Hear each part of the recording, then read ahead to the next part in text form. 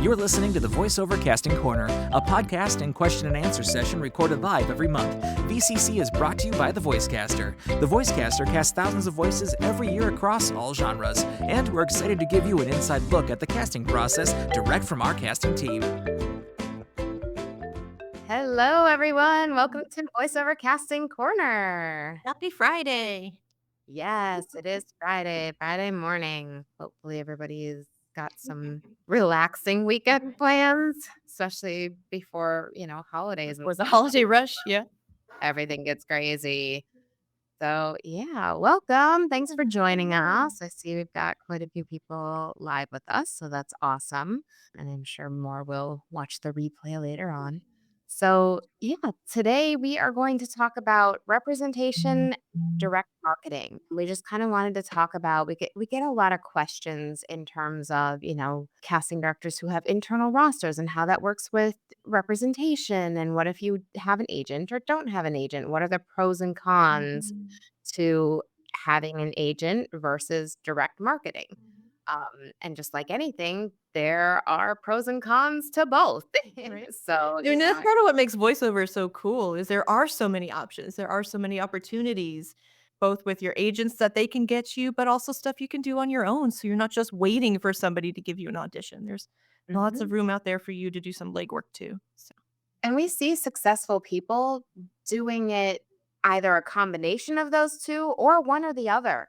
That's really the cool thing is like I know a lot of people who work strictly through their agents or maybe just one agent, or I know people who work full-time in voiceover who do it all directly. It's like they don't have representation for whatever reason. So, there's pros and cons to both, and if you can figure out kind of that how to get the best of both worlds. Yeah, what That's works best for that's the you? way to do it. Yeah. Mm, yeah. So yeah, let's talk about just some of the pros, the plus side of having representation. And when we say representation, we are talking agents and managers, people who are going to represent you. People who make a commission when you book a job. Exactly. And if you watched our red flags episode, you'll know that there are sometimes red flags. Your agent should only be making a commission when you book a job. There shouldn't be any monthly Like a fees or anything joint like fee or that something. Yeah. associated with your agent. So legit agents, this is what we're talking about. Legit representation. Not websites where you pay a fee to, get auditions and things like that. So obviously the first thing, and Catherine already kind of mentioned this, is getting opportunities, Mhm. getting opportunities that you may not see elsewhere, whether it's they have a connection with a casting director, a connection directly with a producer. There are some producers who they love a certain agent, and so they bring all of their projects to that agent, and that agent just pulls from their people, and one of their people is going to book the job. So it's like there are opportunities like that as well that aren't as widespread. Or if you wanna do animation, you're probably not gonna find that up on LA Casting or, any of those, websites. Those go directly usually through the agencies. So, certain things like that you can't really audition for unless you've got an agent or a manager that can get that copy for you. And there are some casting directors out there who will only work through agents. They Mhm. don't wanna work with talent directly for Mhm. whatever reason. And so that ends up being a thing too, where it's like to get on the radar of certain casting houses, you have to do that through your agent. Mhm. Agents will also help you with negotiations, figuring out rates and terms, whether that's Reading those contracts. yeah, and whether that's union or non-union, Mhm. it's like you need to have somebody, or it's good to have somebody on your side to help Yeah, they're gonna those fight for you, make negotiations. sure They're you get really paid, on make sure you that. get paid something reasonable. Yep. Yeah. And they know what to look out for. It's like Mhm. they have seen all of the things come through in Right. contracts. Some of the wording that kind of sneaks in there that they Mhm. can, get the producers to change. So it's good to have that person on your side to do those negotiations and not have to do all that on your own. Yeah. I know as far as direct marketing goes, a lot of people struggle with the rates. what's a fair rate? I'm constantly seeing questions of like, what should I ask for this? What should my rate be for this? And of course, we give you resources. The GBAA rate guide is amazing. That has become industry standard. So it's like looking at something like that. But sometimes there are things that are in between a couple categories, or you're like, oh, it's different because, the volume of work. So it's like you want to put together a package rate as opposed to a per spot rate, things like that. And, representation obviously can help with that. It can be a little more challenging, when you're on your own with them. Don't second guess yourself. It's just what people do. And then kind of along with that, if there is a payment issue, if you haven't been paid, if something goes wonky that way, your agent will be there again to fight for you, to make sure you're getting that money, that it's you're getting what you were owed, that they didn't shortchange you in some way. Yeah. So again, it's nice having someone in your corner that knows what to do, knows how to get that stuff done, and can help Yeah. you out, And make that sure you don't get taken advantage of. And that goes for union and non-union. Again, it's like even on SAG jobs, sometimes they have to fight to get payment on time. Yeah. It's like I've heard of projects where it's like 90 days goes by, 6 months goes by, and they still haven't Mhm. received a payment. So it's like your agent then can also talk to the union, and they will do all of that stuff on your behalf.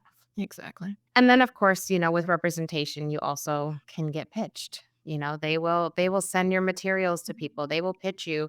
It's like when we're getting submissions on our projects, most of the agents, a lot of them will send us an email and be like, "Hey, I submitted so and so on this, and they're perfect for it." It's like they just Exactly. give that little extra pitch. And honestly, it does make us pay attention. Like, okay, they called this person out in an email specifically. I need to Must listen be to good. this audition. Mhm. It does make us pay a little bit more attention. So it's good to have, somebody on your team like that. Mhm. Exactly. So those are some pluses for representation. So now let's discuss some of the pluses for doing it yourself, that direct marketing where you're doing most of the work here. And one of those is the opportunity to create more opportunities for yourself. You're not just locked into what your agent gets and sends to you. You're able to work with different casting houses all over the country, maybe different clients you're just reaching out to directly, and sometimes even recording studios. People can book jobs, hitting them up and getting on their roster if they need something last minute. You can record it for them, a scratch track or something like that. So a lot of that legwork you can do on your own just by submitting, reaching out to people, seeing if they're interested in hearing you and your demo and what you have to offer. And then, they reach out to you when they've got a project they want to hear you on. And so it can be a great way to get opportunities that you don't always get through other traditional channels. Yeah, putting yourself out there is such a great way to get opportunities, because if you're just relying on your agent to get you out there are going to be some projects where it's like they're supposed to submit their top 5. And what if you're not in their top 5 for that project? Then it's Mhm. like you're not even getting out of your agency. So And some of sometimes these with direct agencies, marketing, they're so big, it's easy to get lost. If you're not booking all the time, it's easy to kinda get lost in the shuffle, and so maybe you're not getting as many auditions as you used to, so this is a good way to kinda supplement that too, and so you're kinda doing your own legwork and not just waiting around for someone to give you a job. Mhm.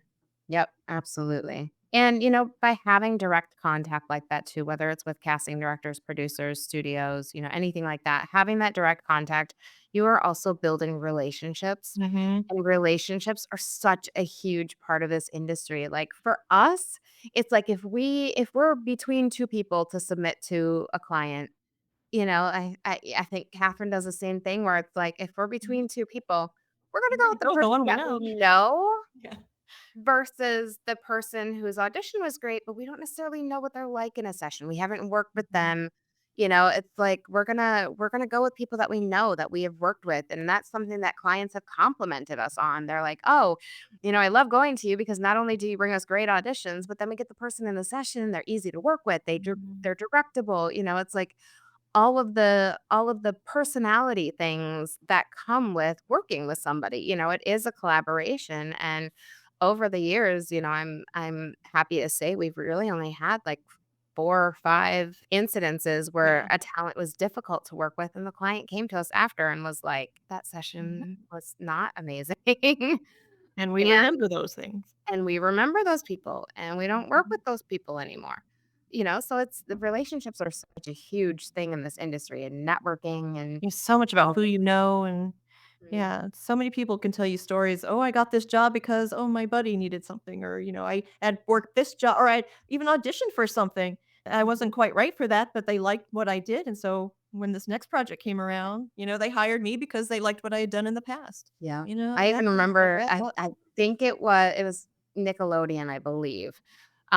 But somebody auditioned multiple times for this Nickelodeon show and it's like they kept wanting him to audition because they were like, "We love your stuff." And eventually they got to the point where they're like, "We wrote a role for you. Like we made a character for you because so far nothing has quite fit." But they loved what he was doing. So it's like those so you never know where things are building going to those lead to relationships or is where things are going huge. to come from. So yeah, Yeah. it's always good to always put your best foot forward and always make a good impression because that could Yep. come back to you later. You never know. Yeah. Um, Absolutely. And also, you get that chance to control a little bit who you work with. mhm, It's like if you're direct marketing, you can target people that you've always wanted to work with. You can target specific work. It's like, oh, medical narration is my thing. Like you can yes. target those companies. It's like you Mhm, have a little bit more control over that. Agents and managers, even, managers on a smaller scale, but agents are dealing with so many people. They can't necessarily seek out all of those opportunities for you. mhm, Managers may do a little bit more of that, but direct marketing is gonna get your foot in with the people and the companies that you really want to target. mhm. Exactly. And then we kind of had already mentioned this, but casting directors are a great resource for some of this direct marketing type stuff because they get all kinds of projects from all over depending on where they're located. They may work with certain regional agents or managers and just getting on their list because not everything they get goes out to an agent or manager. If they do, like Kelly was saying earlier, sometimes agents can only submit their top 5. So this would be another kind of way for you to kind of get in the back door. You weren't your agent's top 5, but we still get to listen to you because you submitted directly through us. It can be a great advantage that way too, because you might be getting more opportunities than what you get through your agent, because we may think of you for things that maybe your agent doesn't, or that your agent didn't get, or again, maybe your agent can only submit to so many people, and you were number 11 on that list of 10. So you just missed the mark and submit to it doesn't have to just be through us, although we love getting people's stuff, but make sure you submit to any casting house out there. See what their process is like, if they've got an internal roster or not. It never hurts to ask, and if they do, it's just Yep. one more opportunity for you. So make sure you reach out, make those connections that way too. Always Yep. good. Absolutely. It's like knowing again, building those relationships with Mhm. casting directors is so, so important. And we do have an internal roster, so feel free to send your stuff to us. Not every casting director does, but reach out. It does Yeah, not doesn't hurt hurt. to reach out. And if you have an agent and they're like, we only work with agents, then you can be like, okay, great. You can reach me through so and so and give them your agent's information. But like Catherine was saying, it's like we will think of people for things that their agent doesn't think of them for. Sometimes actors sort of get pigeonholed and their agents really see them for like one main thing. Maybe it's something that they've booked or something that they book frequently. And sometimes they don't necessarily see as much range as we do.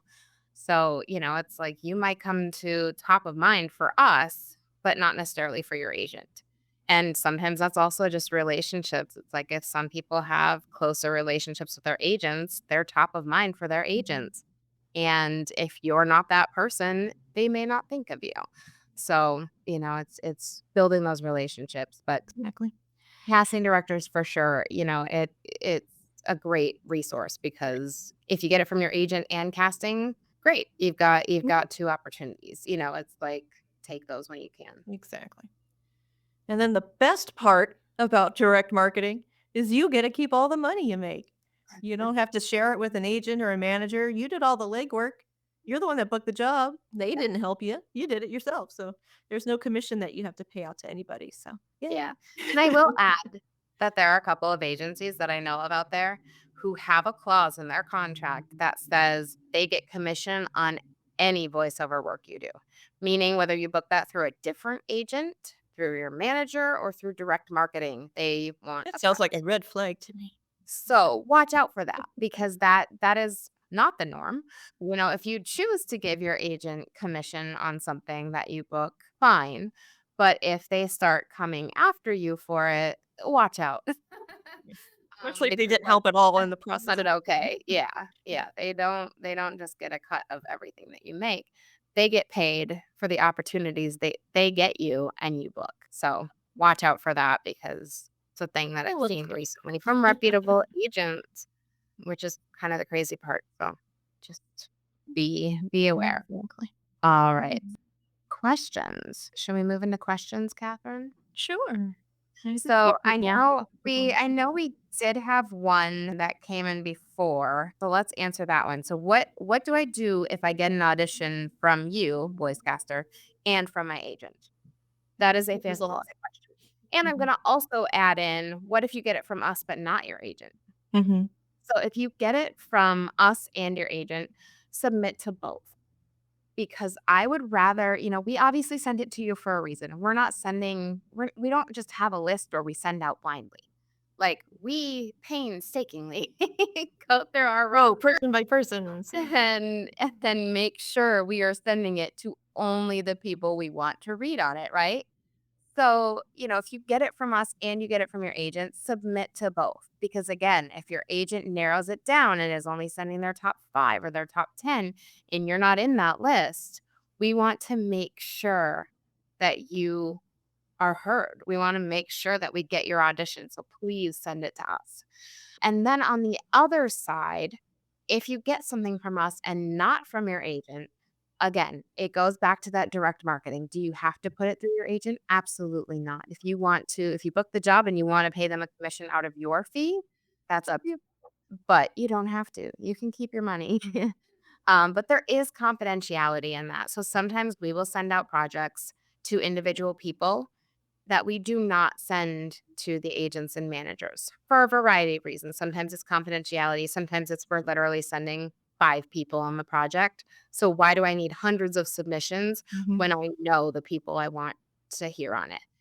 So it's one of those things where don't just share everything with your agent. If you get an audition through direct marketing, through casting directors directly, us or anyone else, these things are confidential. So don't just blindly forward this and be like, "Hey, I'm auditioning for this." Mhm. Because then, it's not that the agents aren't going to keep it confidential, but then they're going to try to submit a bunch of people and it's like, "Well, no, we have a very small few that we would need on this one." Um And if you're Yeah. ever unsure, Yeah. don't hesitate to ask. Yeah, Have them let exactly. you know yes or no. Especially with the big confidential things, right?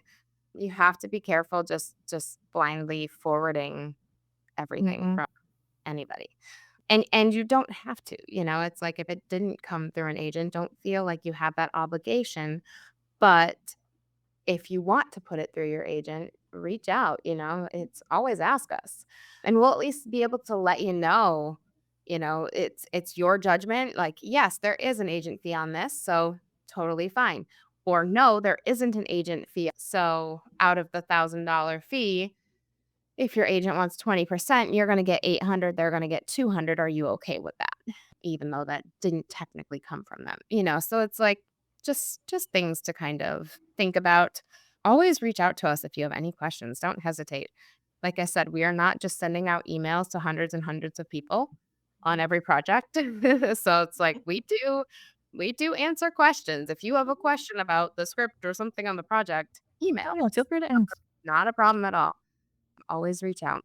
All right, let's go through some of the comments here. If you guys have questions, feel free to drop it in the comments, whether you're on Facebook or YouTube. Doesn't matter. We see them all. Sonia said, I have noticed that the top agencies only take new clients via referrals, which is very uncomfortable asking for from other VO people. Suggestions. What about coaches? What about people you've trained with, whoever did, produced your demo, casting directors that you know well, things like that. So a lot of times referral doesn't necessarily mean that person has to reach out on your behalf. It's you can reach out and say, "Hey, I was referred by this person." So it is one of those things where, they want you to drop names. They want to know that you have some of the connections, that you've had the training, that people who are in the industry and know people who are working and, things like that. So, you can drop names in your emails. Just make sure that you've talked to those people whose names you drop. Because they probably will follow up.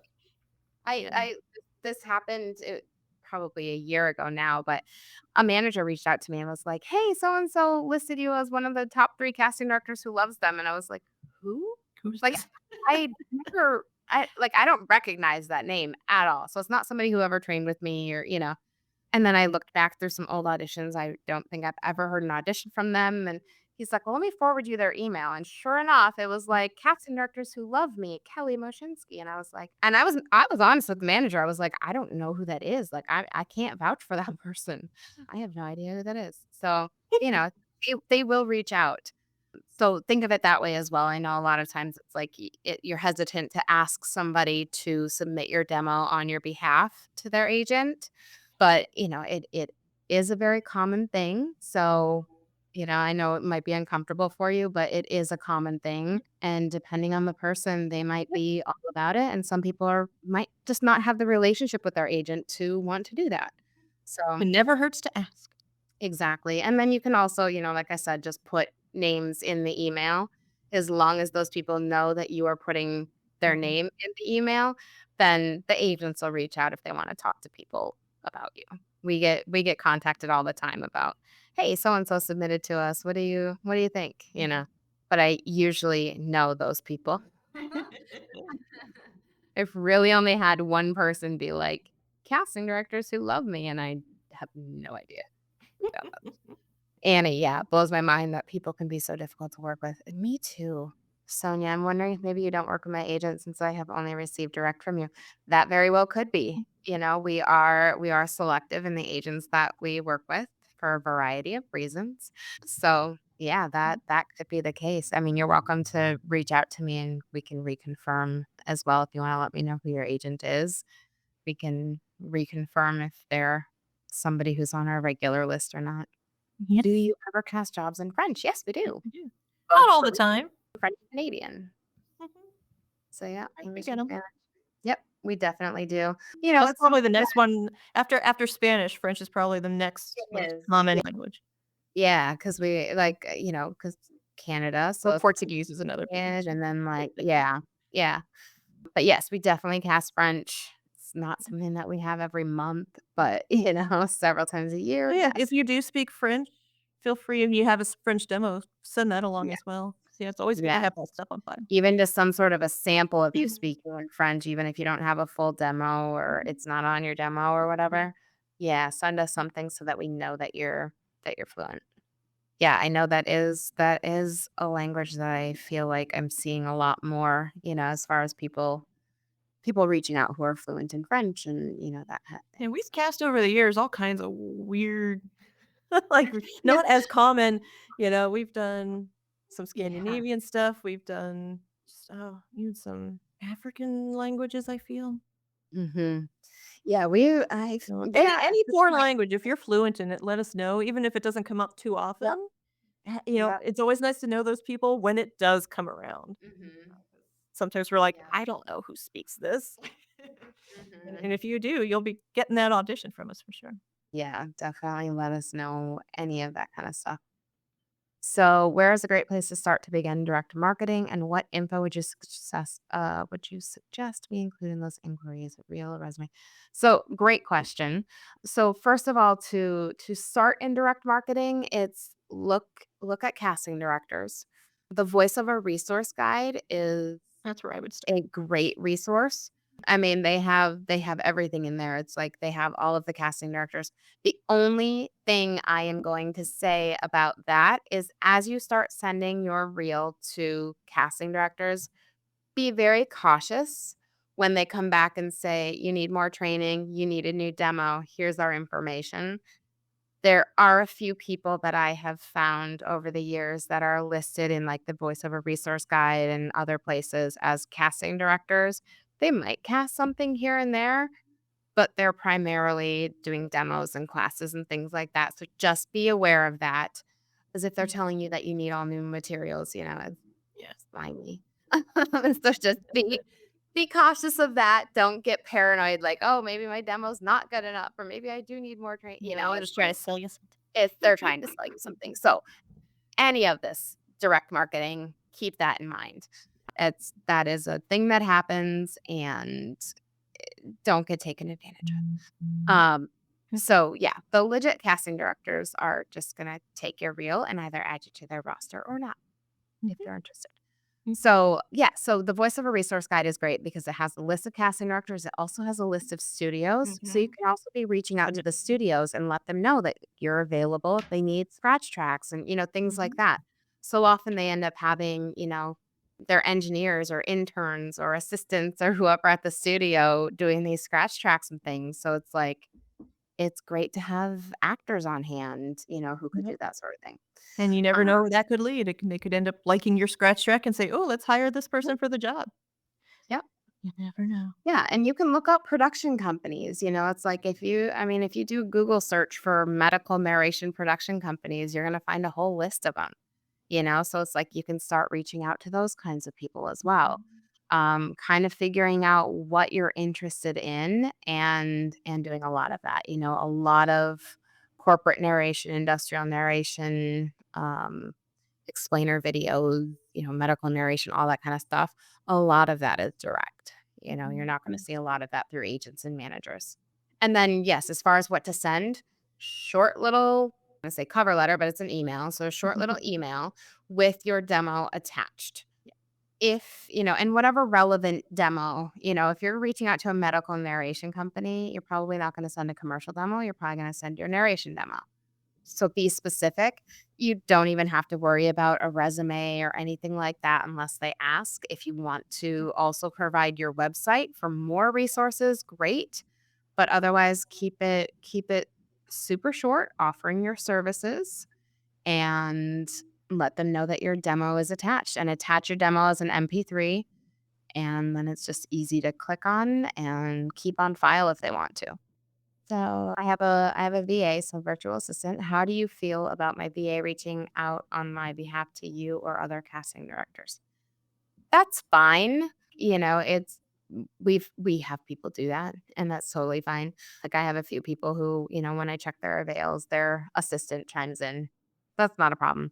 As long as, it's they're helping you maybe on your email versus, we have to remember to include your email and your assistant's email, then that gets a little more complicated, but that's not a problem at all.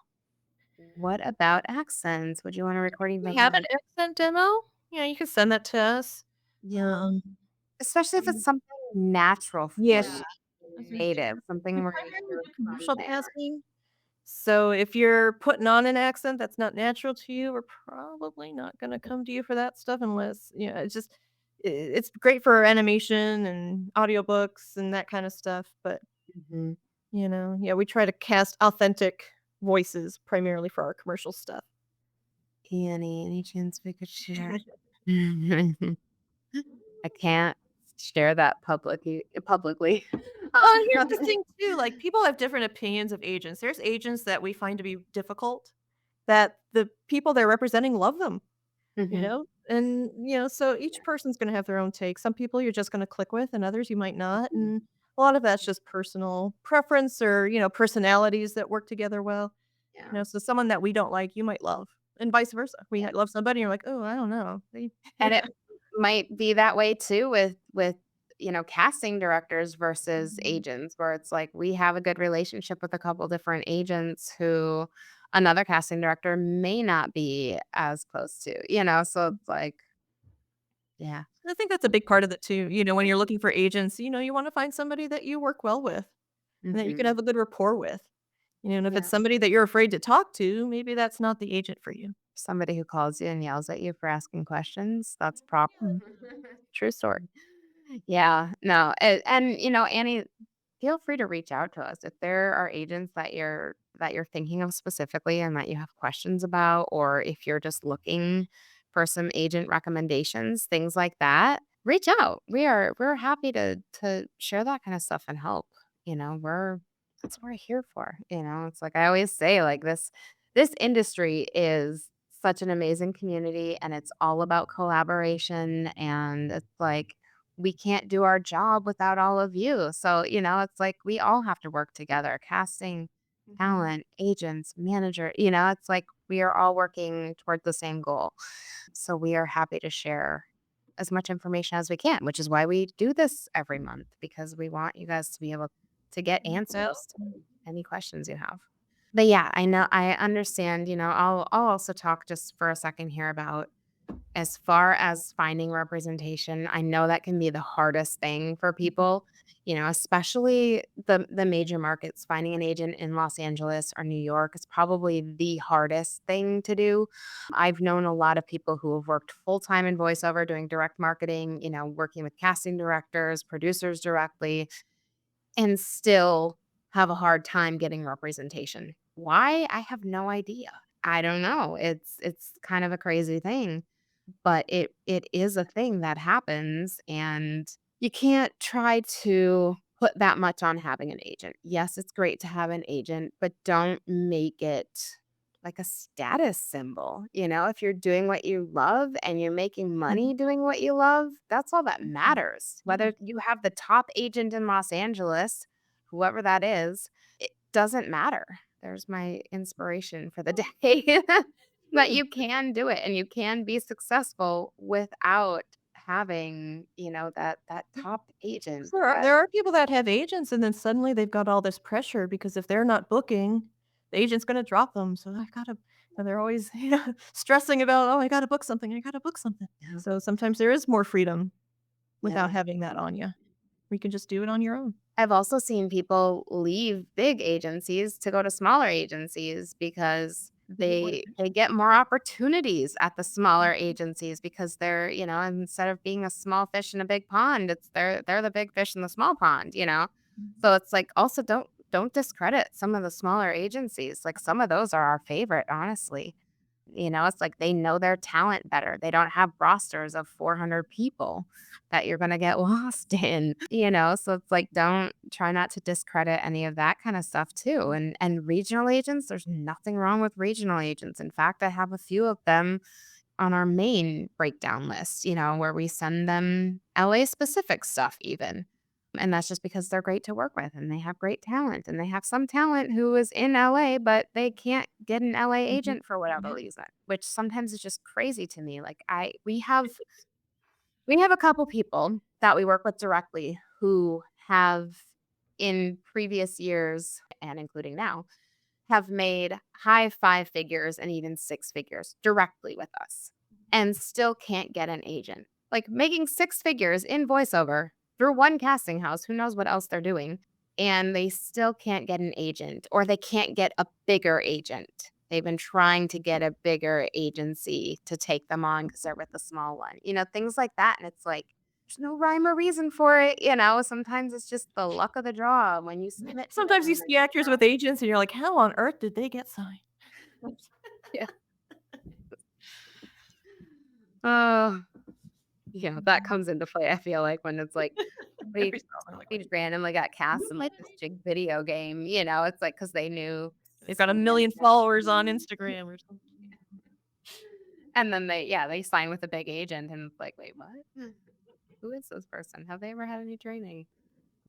Ellen, great question. So, how does one find a regional agent? So, again, if you go to Voiceover Resource Guide, they have tons of agents listed in there, and you can find them in different locations. So, of course, there's New York, LA, there's Chicago, there's Atlanta, there's Seattle, Denver. I'm gonna forget some, of course, but like there's Minneapolis. There are agents all over the country, and you can have an agent in every like city or region. Obviously, look at contracts. There are a couple of Minneapolis agents who, they're like, we cover 4 states. And it's like, well, if that were California and other things, that might be a problem. But if you're talking about, Minnesota, North Dakota, South Dakota, it's like Probably you're not a huge you're call. fine if they cover you in those 4 states.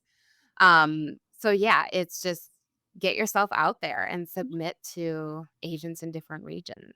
And if you need any, advice on any of that, let us know. It's like we can help and guide you. Oh, thank you, Annie. She said you two are great. Thank you so much for this. And Sonia said thank you for everything and your belief in us.